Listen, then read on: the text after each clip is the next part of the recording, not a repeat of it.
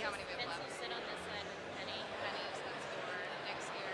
Yeah. I think Alvin wants to sit with you. Like, do you want to sit?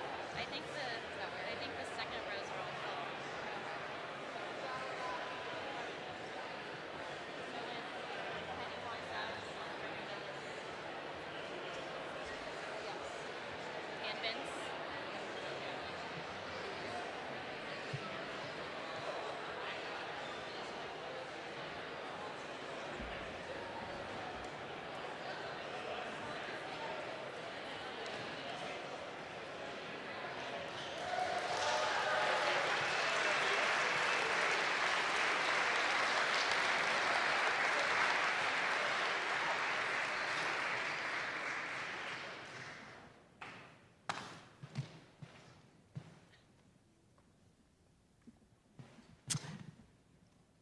Wow.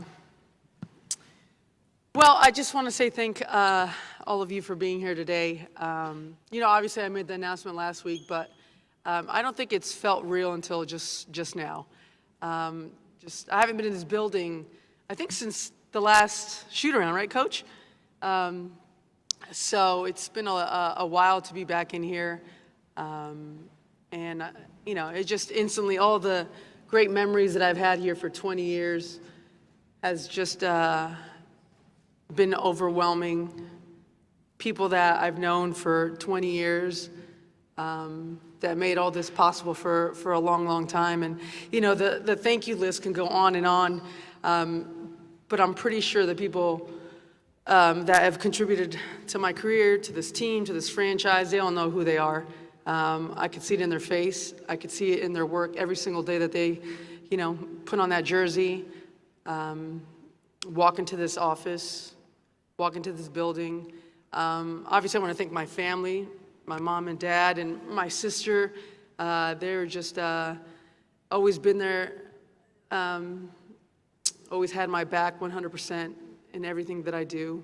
I don't think the last half of my career would have happened without Penny Taylor, who is the most amazing wife, partner you could ever have in life, the best mother of all time.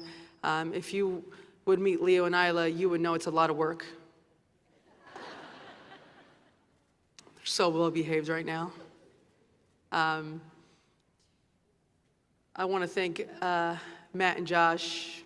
After 20 years, you don't think it could get any better, but the last, year and a half, 2 years has really given me such a feeling of achievement and pride in where we've taken this team and this city and this franchise. And, just looking at Nick and Nate, where it's going in the future is just going to be limitless, what we're going to be able to do here.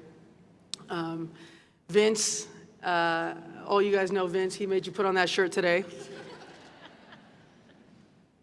I told Vince, hey, I want to have a press conference and, invite the usuals. And I thought, Bickley was going to show up, a little tape recorder, and Jeff. And I walk in here today and I see all these amazing faces that have made it so special to be here. This is my home. We're all family members, and I thought really hard about maybe playing again, but I knew that in my heart, I was physically, mentally just full with the game of basketball. Everything it's given me in life, the ups, the downs, the journeys, the incredible smiles, the frowns, the championships. And it's always been with a group of people that always cared about this game. I want to thank, all the GMs in the past, the Seth Sulkas, who got me here, Annie Myers, Jim Pittman. You three have really set the standard of this franchise for a long time, and people always wanted to come to Phoenix because you guys treated this team with a lot of respect, and I was always just willing to be a part of it because I knew in hearts of hearts we always wanted to win and do it the right way, and that's, out of all the things in my career, the checklist goes on and on, but being in this city for 20 years, to me, is the one thing that is the most important thing in the world. Championships and points, all those things will be broken, hopefully not soon. But the character and the loyalty you show as a person every single day, that's what people care about. That's what people remember. And hopefully, if I did that in a way that can transcend the way people look at not only women's basketball, but women's sports, and how we give up our lives and sacrifice everything for the thing that we love the most. And for me, that was basketball forever. And now, looking into the future, I use all those memories and all those great lessons I learned from all these great coaches and human beings that I was lucky enough to be around. And I'll take all those lessons into the future, and we'll go from there. Open to questions. State your name and affiliation, please. Of Goodbye, Sports 360 AZ, congratulations on your retirement. When did you know it was for sure the time, and what got you to that spot? Mm-hmm. And oh, well, that's a good one. After the season ended, I really wanted to take some time away and really think about what I wanted to do. I know the work that goes into preparing for a season. And I knew once that date of January 1st kind of came and went, and then it was like mid-January, and then Feb came, I knew in my heart that I didn't have it in me to put that, 4-month, preparation that I usually do going into a season. I just didn't have that in me anymore. And I was fine with that. But, I walked in here today and I told Nick I want to play again. But, I'm sure I'll have those feelings a lot, but I am so happy where I'm at right now personally. Now I get to really reflect on what 20 years felt like, the things that I was lucky enough to be a part of. Dan, you just said now you have a chance to look back and reflect. So what have the last 20 years been like for you? And if you had to sum up your career, how would you do that? It's pretty simple. I just wanted to win. At the end of the day, I did everything because I wanted to win. I wanted to compete and I wanted to win. I didn't do it for, a little bit of fame, a little bit of money. I didn't do it for any of that. I did it literally to win and have the respect of the people around me. And I kept that small circle really small and tight. And I think that is the most important thing when you go through this journey, which is really just life. To me, it happened to be basketball, but, you have to have really good people around you. That trust you, that believe in you. And at the same time, you also have to give that back. I always, considered being here in Phoenix a two-way street. For as much as they did for me, I wanted to just pay that back twice-fold. And, I just wanted to win. That's it. Next question. Richard? Check, check.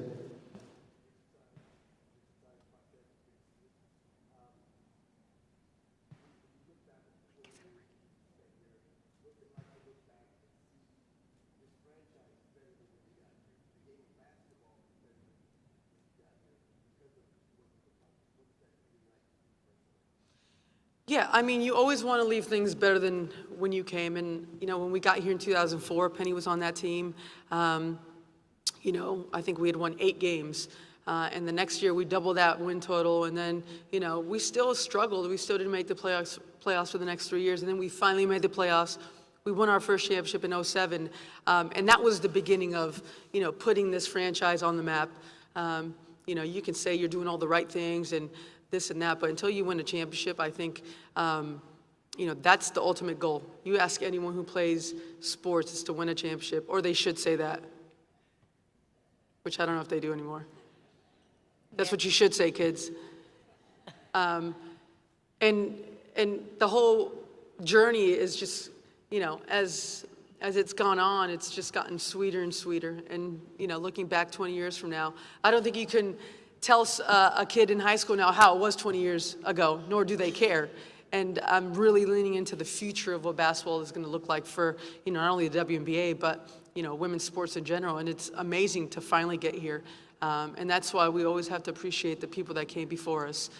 All the women, all the players, all the staff, the coaches that have been in the game of basketball for decades and decades that have set this up, that laid the foundation for, the fruits of our labor that we get to enjoy now, like this building and all these amazing things. And that's all on the backs of all these women that were here before us. Nick.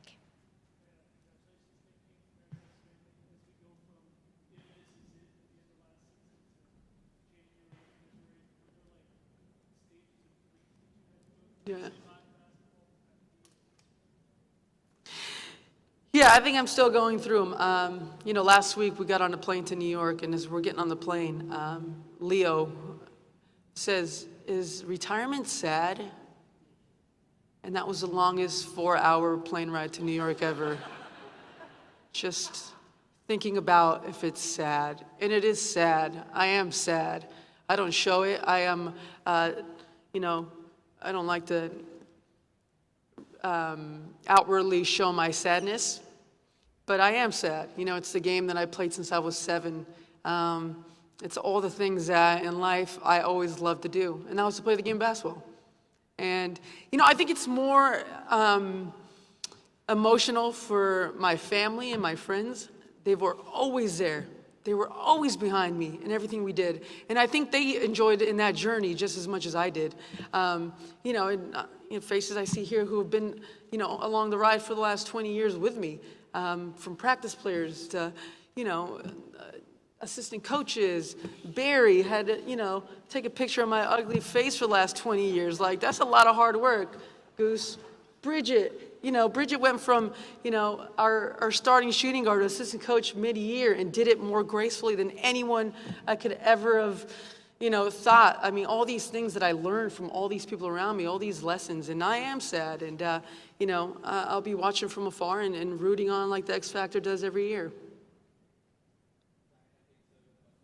Nice to see you again. Good to see you. I know you talked about winning being everything, but once you win throughout your career, what have been some of the elements of the game that you started to really enjoy and learn as soon as you started winning championships? Yeah, I mean, everything's about evolving.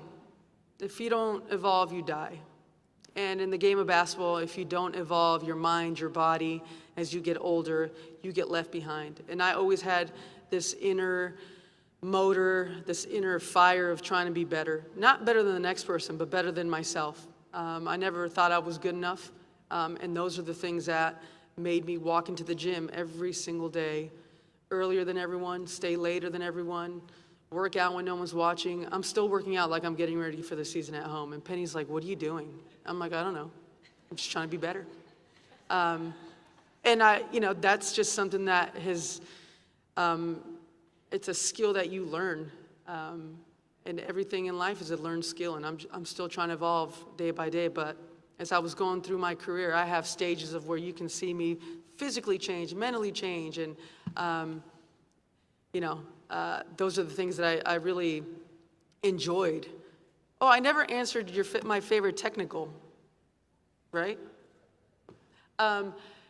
It was a game at home against Minnesota. I already had one technical. And I remember a ref called a really bad foul, shocking. And I tried to run away, and I tripped over my feet and fell, and she gave me a second technical, and I got ejected. So that one, I remembered. You remember Pittman? Yeah, I remember. Hey, Diana, over here. Sorry, Yeah, Brendan Clean, Phoenix New Times. Between this court and the street outside the arena, there will be your presence in the city regardless of what your next chapter looks like, but curious what you expect or want these first few years of retirement to look like for you. Oh, that's a tough question. I really don't know, to be honest. I've been so addicted to the game of basketball for the last 30 years. It's all I thought about. It's all I prepared for. It's the thing that, motivated me to become a better person every day. And the last couple weeks, I've really understood what it really means to be home and be present. I was home before, but my mind was always thinking about the next game, the next season, the next free agency signing, all the things that, when you're on a team and you really care, all the things that wake you up in the morning. And now, yeah, it's Leo and Isla and being present for Penny and my family and friends that, you know, like I said before, would always make sure I was okay. Now it's my turn to repay all that to them. And, you know, as far as what I'm going to do, I really don't know. Jeff. Hi, Jeff. You've talked in the past about maybe being involved in investing in women's sports in some way, and a lot of athletes are doing that now. Mm-hmm. Is that something you could see yourself doing? And also, do you see yourself doing something with Sue and Megan in podcasting or casting that way? Yeah, well, obviously, the WNBA, and more specifically being here in Phoenix, is something that, if it's possible, I would love to be involved in some way, somehow. I think the game is going in such a great direction. There's such energy and momentum that, you know, it's the one thing that I know probably better than anything, and that's basketball. So hopefully I can use some of that expertise in a way to help in any way, especially here. As far as Megan and Sue, I'm sure we'll be drinking a lot of wine in the next 2-3 weeks. So yeah, I'm sure we'll be chatting a lot. And, you know, what they're doing is pretty amazing too, to use their platform in making sure that these stories are being told. You know, Sue and Megan are the best at that. Dana. Mike check. Hi. Hey, Dana Scott, Arizona Republic. So, Oh, there you are. Yeah. Congratulations on your retirement. Thank you. Speaking of Sue and drinking wine, she mentioned on that podcast, Touch More, how you and her devised a short-lived plan to join forces with the New York Liberty. Just wanted you to verify that. And what made you decide to stay in Phoenix? And also, how do you think that duo would have impacted the WNBA at the time? I believe it's called Pleading the Fifth on that one. You know, you got a lot of time on your hands when you're overseas, and I'm sure we had a conversation about, you know, we play overseas together, we play on the Olympic team together. I think at that particular time in both our WNBA careers, we were probably both cranky and unhappy on how things were going. And I think that was just the competitive side of both of us, always wanting to win and always thinking, you know, if it's a move here or a chance to win here, you know, we'd always do it. But it was probably a short-lived conversation. We probably both didn't remember it in the morning. She probably remembers a little bit better than I did. I probably started earlier. But yeah, it would have been amazing to play with Sue. Who wouldn't want to play with the best point guard ever? You know, I always said, if there's one player that always worried about everyone else and themselves last, it was always Sue. And, you know, that's why her teams have always been incredible. Julia. Congrats on a storied career. Congrats on retirement. Julia Lopez with Arizona's Family. And Dee, you've had such a huge impact on the Valley, but what about the community has an impact on you? What have they been for you within the last 20 years? It's just such a great place to live. You know, our kids go to school here now. There's just a real authenticity about this city and the people who live here, were born here, who work here. There's just this unconditional love that they have for their city. And it, you know, it comes out with obviously being at the Phoenix Mercury games, being at the Suns games, being at the D-backs games, at the Cardinals game. There's just this pride of being from the Valley that it's close, you know, to my heart, because for the last 20 years, I've really grown up here. And it's just been wonderful to be a part of this community in the past, and going into the future. I'd expect to be even more entrenched in the community, because they do support us at every turn, every season. You know, and it's hard being a fan. I didn't say thank you enough to the fans. You know, to come to the games every single night, that effort, that passion that they come with must be exhausting. Because I'm a fan now, and I fan hard. And I'm exhausted sometimes. And, you know, the X Factor has just always been amazing.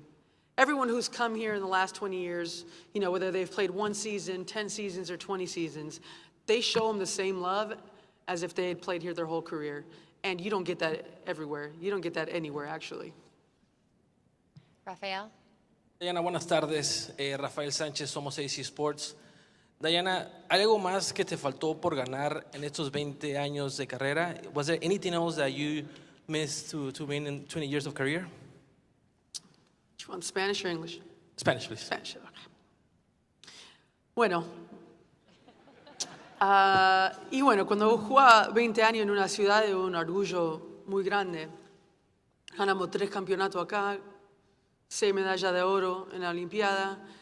Me gustaría haber ganado 6 o 7 campeonatos, pero todas las temporadas son diferentes, con lesiones, con diferentes circunstancias que pasan durante las temporadas, pero creo que jugando en una ciudad por 20 años con la misma camiseta, para mí es todo. El amor que yo tengo para la ciudad, el amor que la ciudad tiene para mi familia y todas las jugadoras que he jugado acá en Phoenix.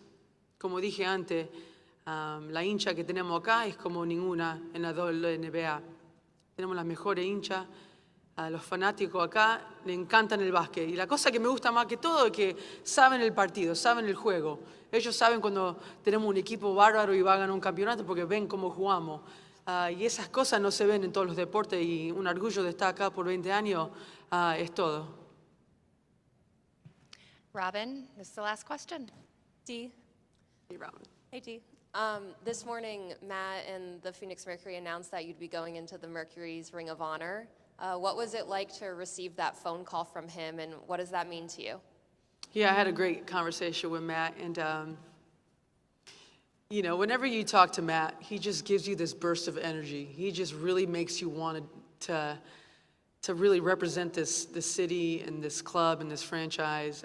He has such love and admiration, and it's really nice to feel that after you've put in so much work. And I mean, the names up there are just legends that I looked up to, got to share the court with, won championships with, and it'll fit nicely with them. That's it, unless you sure you want to retire? All set. Thank you Okay, guys okay. for everything.